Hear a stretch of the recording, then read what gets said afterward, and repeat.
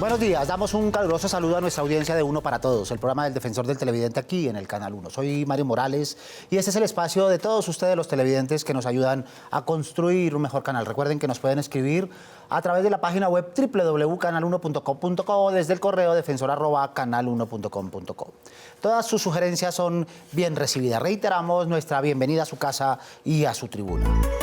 Sigue el eco de las marchas y las manifestaciones en nuestro país, en medio del inconformismo y el malestar generacional que se ha evidenciado en cada una de las jornadas. También queda la inquietud de nuestros televidentes por la manera como se hizo el cubrimiento audiovisual de esas coyunturas. La pregunta es, ¿se hizo de manera equilibrada? ¿Tuvo en cuenta tanto la voz de los ciudadanos como la de los representantes de las entidades gubernamentales? ¿Tuvo contexto y seguimiento? ¿Qué saldo pedagógico nos queda para el ejercicio de informar en eventuales marchas futuras? Para hablar de este tema nos acompañan esta mañana aquí en estudio el director encargado de la Fundación para la Libertad de Prensa, Jonathan Bock. Buenos días, Jonathan. Buenos días, Mario. Muchas gracias por aceptar nuestra invitación. A ustedes por la invitación. Y tendremos representantes de otras agremiaciones de la academia y analistas que nos darán luces para sacar provecho de estas circunstancias en la perspectiva del mejoramiento de la calidad periodística en futuros cubrimientos. Arranquemos pues escuchando qué dicen los televidentes sobre el tema que ellos mismos nos propusieron. Buenos días, Mario. Estamos conociendo los puntos de vista de nuestros televidentes con relación al cubrimiento que ha habido por parte de los medios de comunicación con el paro nacional. ¿Realmente la audiencia está satisfecha con lo que ve o en qué estamos fallando? Conozcamos su opinión. No, del todo no. Pues la verdad la información me parece que fue clara en algunos medios, pero en otros fue como muy criticona sobre todas las polaridades políticas que se arman en el país. No, la verdad tampoco estoy conforme con lo que hicieron los noticieros. En sí ahorita vemos es que los noticieros muestran es lo de la conveniencia ya al Estado. Me parece que estuvo bien el cubrimiento. ¿Qué tan neutral? Yo lo dudo porque cada medio tiene ciertas tendencias a favorecer. Algunos medios de comunicación sí eran reales con lo que estaba pasando, con lo que los estudiantes querían, con lo que todo el mundo quería en el paro.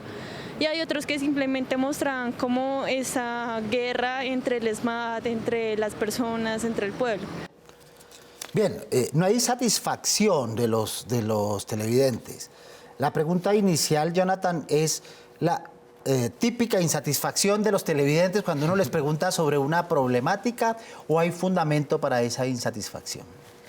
Yo estaba pensando precisamente eso y creo que hay... Yo empezaría por decir dos cosas. Uno es que creo que el cubrimiento, sobre todo el 21 de noviembre y el 22, que fue el momento en el que había muchísima expectativa para saber qué era lo que estaba pasando, fue muy positivo y fue muy importante que los medios, sobre todo televisivos, estuvieran en los lugares donde estaban ocurriendo los hechos. Y esto parece que fuera algo normal o evidente, pero no lo es así. Si miramos lo que pasó en Ecuador hace un par de meses, cuando en el momento en el que estaban unas manifestaciones muy fuertes que pusieron contra las cuerdas al gobierno de Lenín Moreno, en el momento que se decreta el toque de queda en Quito, los medios de televisión no estaban cubriendo lo que estaba pasando en las calles y estaban pasando películas, series, y no se estaba informando a la gente de lo que estaba ocurriendo. Yo creo que aquí en ese sentido, hubo un cubrimiento suficiente de lo que estaba pasando, incluso en medio de una situación en la que los periodistas estaban siendo agredidos, ¿no? Ya hablaremos de eso, pero pues para dar unas cifras iniciales, durante los días de las manifestaciones, más de 40 periodistas resultaron heridos con agresiones graves, ¿no? Agresiones físicas, detenciones ilegales. Es decir, no era menor el escenario de violencia y de ataques en el que estaban siendo objeto varios de los periodistas. Entonces creo que en ese contexto hubo un cubrimiento satisfactorio y sobre todo además en muchos canales, ¿sí? En muchos medios, por muchos medios, en redes sociales, en los medios digitales que normalmente no hacen video, hicieron un cubrimiento en vivo y pues como decía los canales de televisión. Entonces yo en esa primera etapa diría que hubo un cubrimiento satisfactorio. Pero tratando de interpretar, si esta primera parte fue satisfactoria, significa que el prólogo, la preparación que hubo para esta primera parte, hubo tiempo para hacerla, fue satisfactoria. Pero cuando aparecieron los elementos inesperados, el cacerolazo, la extensión propia de las manifestaciones que además muy pocas personas esperaban, es decir, siguiendo la lógica de cubrimiento, ese cubrimiento iba a tener 1 o 2 días y no había la expectativa de que ese cubrimiento se debía hacer a lo largo de 1 semana, 2 semanas, 3 semanas. Ahí comenzaron las carencias, es decir, no estábamos preparados para ese tipo de circunstancias a pesar de lo que habíamos visto en Quito, a pesar de lo que habíamos visto en Hong Kong, a pesar de lo que habíamos visto en El Salvador, a pesar de lo que habíamos visto en Chile. Sí, yo creo que, y bueno, esto también creo que es algo normal, ¿no? Que se va agotando, pues tanto los equipos periodísticos, pero también se van agotando las formas de cubrir y empiezan más interpretaciones más políticas, empieza un plano en el que los medios muchas veces caen, donde hay ya muy poco para mostrar y lo que hay entonces es más opinión. Y cuando empiezas a dar más opinión que hechos, pues es donde empieza a quedar un poco en el paredón para que la audiencia diga, claro, este está opinando esto o está poniendo a personas a opinar porque están de acuerdo con la línea del gobierno o porque no están en esa misma línea, ¿no? Entonces, cuando empezamos a perder material informativo y poder dar más hechos, empezamos a quedar en esa esfera de la opinión, que creo que es uno de los problemas recurrentes que tienen muchos medios en Colombia. Bien, hagamos una rondita por las agremiaciones para ver qué están pensando en torno al balance que hacen sobre ese cubrimiento. Comencemos por la Fundación Gabo. El cubrimiento de los medios ha ido mejorando a medida que el paro se ha ido alargando, porque al principio los medios de comunicación colombianos caímos un poco en seguirle el juego, por un lado, a quienes trataban de teñir las manifestaciones con miedo y por otro lado seguirle el juego a quienes convocaban a marchar porque sí. Ahora, conforme han ido pasando los días, hemos visto que los medios de comunicación han ido encontrando mejores historias en medio de las marchas y mejorando notablemente la calidad de su cubrimiento. Bien, también el Círculo de Periodistas de Bogotá hace su balance con base en las manifestaciones que hizo al respecto. Creo que es la primera vez en la historia de Colombia que todos los sectores salen a reaccionar y a mostrar su inconformismo y a decirle, a darle un campanazo de alerta al gobierno, a decirle que las cosas no son por ahí, que el manejo del país tiene que mejorarse, que tiene que ser un manejo aperturista, un manejo democrático y que se deben conocer las insatisfacciones que en este momento está sintiendo el pueblo colombiano. En esa medida creo que los medios hicieron un papel muy importante de dar a conocer esta situación. Bien, y terminemos la ronda desde la academia. Veamos la postura desde diversos ámbitos de la academia en la medida que observaron, analizaron y reflexionaron sobre ese cubrimiento. Este cubrimiento para algunos medios de comunicación también se ha quedado como el cubrimiento del orden público, como el cubrimiento de lo que sucede en la protesta, pero ya cuando están los actos vandálicos o los disturbios que se presentan. Pero muchas veces en el cubrimiento no se hace un balance de las peticiones, de los reclamos, de las reivindicaciones que piden muchos de los sectores que están en este momento en las calles y que están en paro. Muy bien. Estamos determinando el diagnóstico y buena parte de la inquietud de quienes nos escriben, los televidentes, hablan todavía de desequilibrio. Su reclamo fundamental es que los ciudadanos, no las organizaciones, ni siquiera los promotores del paro, ni el Estado, ni el gobierno, ni la fuerza pública, sino los ciudadanos no tuvieron la suficiente voz, de tal manera que ellos no alcanzaron a percibir cuál era la posición de los ciudadanos, particularmente los ciudadanos espontáneos que se han ido vinculando a las manifestaciones. ¿Qué opina al respecto, Jonathan? esa sin duda es una de las grandes críticas, ¿no? Y no solamente de las audiencias, sino también de los mismos involucrados en la convocatoria del paro.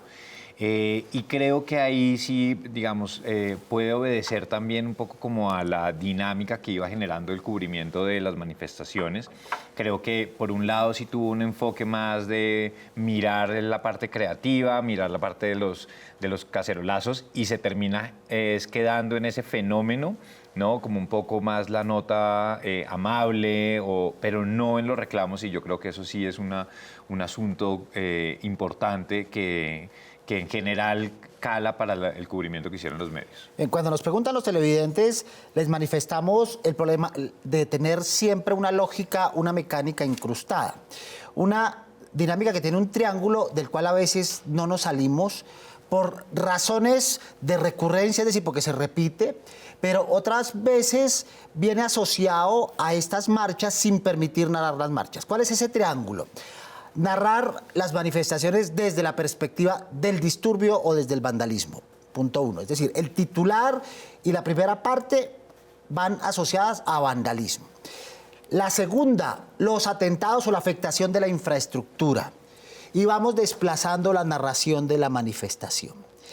Y la tercera, que tiene que ver con la confrontación, fuerza pública, ESMAD, etcétera. Es decir, siempre desde la perspectiva del conflicto. Al final, sí contamos la manifestación, pero habitualmente o no hay tiempo en televisión o no hay espacio en los medios, y los televidentes se quedan sin saber cuál es la razón, el motivo de cada día de paro, el contexto de cada día de paro, el discurrir de cada día de protesta. El consejo que decíamos y dábamos en emisiones previas es separar por fuentes esa narración. Una cosa es la manifestación, narremos solo la manifestación, ¿verdad? La fuente judicial puede narrar perfectamente los problemas judiciales. La fuente de Bogotá puede narrar la afectación de transporte, bloqueos y afectación de la infraestructura. Y otro tipo de fuente puede narrar lo que tiene que ver con el ESMAD, afectación y víctimas. Pero uno de los problemas es intentar mezclar todo como si fuese una sola fuente, y no lo es. Ahí sale perdiendo la narrativa de las manifestaciones porque es la menos espectacular. Y totalmente de acuerdo, y yo creo que a eso le sumaría también, y es que muchas veces las audiencias se terminan quedando con una instantánea, ¿no? Con esa imagen y el titular que acompaña, que sirve para reafirmar mis propias convicciones sobre ese medio de comunicación o sobre la línea que tiene el medio. Entonces, si yo me quedo con la imagen de la confrontación, la imagen del conflicto, más un titular que hable de los miles de millones de pesos que está costando las reparaciones de partes de inmuebles de la ciudad, de patrimonio, de la infraestructura pública, pues entonces yo ya voy a tener la idea, no, pues es que estos redujeron el paro a cuánto nos está costando en nuestro bolsillo. Y por la manera de consumir la información recientemente, pues creo que eso tiene un efecto más grande.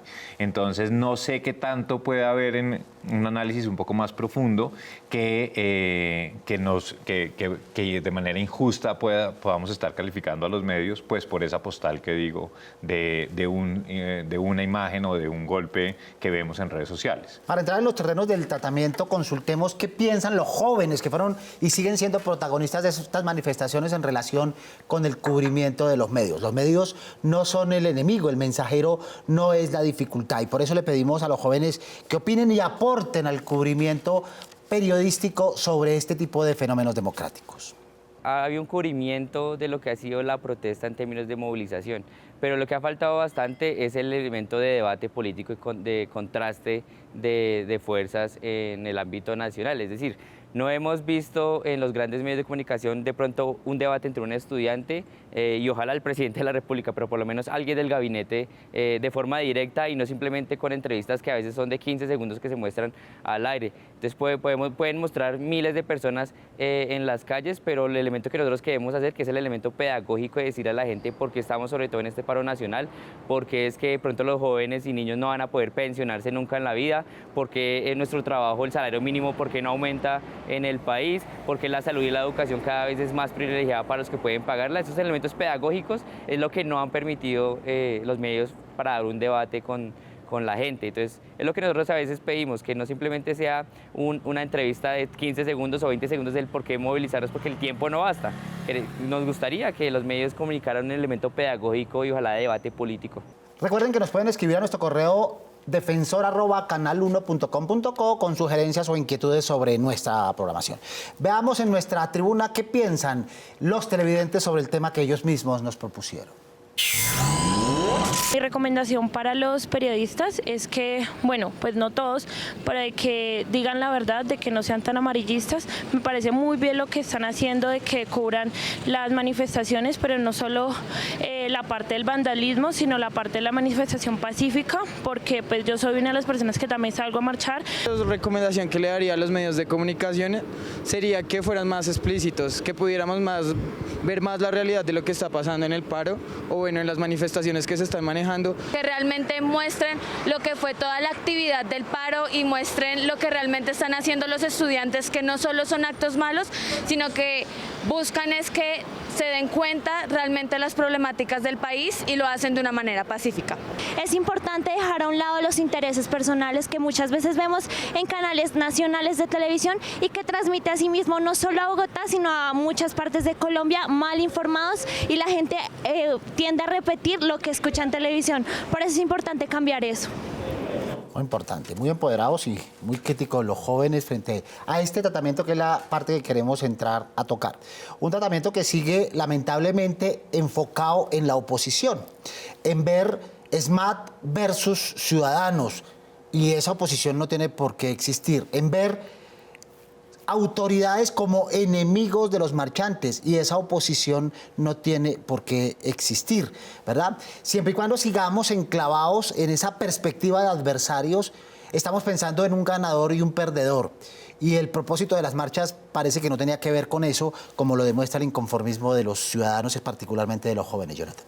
Hay un poco una zozobra de qué es lo que está sucediendo y creo que empieza a tener más peso, pues precisamente jugarle a esa confrontación y no tanto a, como decía antes, seguir buscando más hechos noticiosos, estar entregando más información de cuáles son esas demandas, de cuáles estos avances que tenga la mesa concertada por el gobierno, en fin, ¿no? Como ir mirando más allá de solamente el relato del gobierno o el relato que se está produciendo a partir de la confrontación y pues brindar más información. Muy bien. Veamos qué más tiene para preguntar nuestros televidentes que están levantando la mano. Mi pregunta es, ¿por qué la televisión colombiana se limita únicamente a mostrar los actos vandálicos de las manifestaciones y no los pacíficos? Muy bien, esa respuesta amerita un poco recoger lo que hemos venido diciendo, pero también nos permite entrar en la siguiente fase. El espectáculo vende más desde el punto de vista narrativo que hechos que llamaríamos de narrativa plana, que son caminar, manifestarse, cánticos, carteles, que además pueden sonar repetitivos. ¿Por qué los medios nos fijamos solo en el momento disruptivo, Jonathan?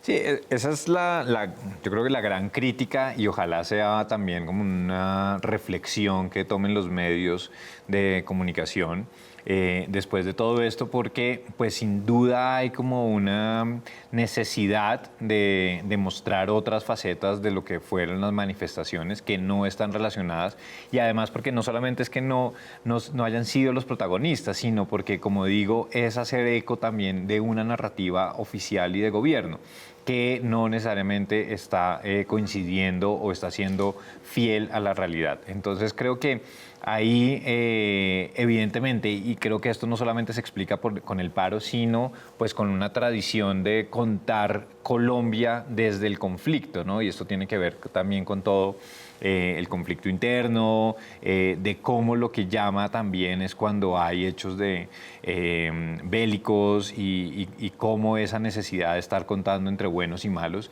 y pues ahí se dejan de explorar muchos matices que son fundamentales para entender mejor y estar conectados con lo que está sucediendo en el país. Para no quedarnos en aquello que estamos criticando, de poner únicamente el foco en el conflicto, entremos en el terreno de las soluciones. Varias organizaciones de periodistas han abonado, han ido presentando, aportando insumos para un mejor cubrimiento de marchas y manifestaciones. Una de ellas es la Fundación Gao. Veamos qué propone. Bueno, los consejos de Olga Lucía Lozano son 6. En primer lugar, evitar un lenguaje que califique o descalifique. En segundo lugar, recordar que quien marcha no es el periodista, es decir, que el periodista evite caer en mezclarse con las peticiones de la multitud que está saliendo a marchar, recordar su posición de independencia. En tercer lugar, relatar las emociones que se están viviendo en la marcha, pero no su emoción propia. Es decir, si el periodista está sintiendo miedo o rabia en ese momento del cubrimiento, evitar expresarlo y tratar de mostrar más bien los sentimientos de la gente involucrada en la historia. En cuarto lugar, recordar que el cubrimiento debe generar una conversación, es decir, no simplemente botar la información por informar y ya, sino tratar de expresar por qué la gente se está manifestando y tratar de poner a la gente a conversar entre sí y generar una conversación entre la audiencia y quienes están en la calle manifestándose. Ampliar el número de voces, porque a veces caemos en entrevistar solamente a los líderes de las marchas, solamente a los líderes de los sindicatos, pero tenemos que buscar quiénes más que están involucrados ahí saliendo a marchar tienen motivos para estar en la calle, tratar de no entrevistar solamente a los líderes. Y finalmente, recordar que siempre hay una historia que nadie está contando, un enfoque distinto. Entonces, cuando estemos en el lugar de la marcha o la manifestación, tratar de evitar simplemente mostrar qué tan grande es la marcha, qué tan grande es la manifestación y ya, sino buscar entre las personas que están asistiendo qué historias distintas, qué enfoques diferentes hay para contar ahí. Propuestas desde Consejo de Redacción, la Organización de Periodistas Nacionales.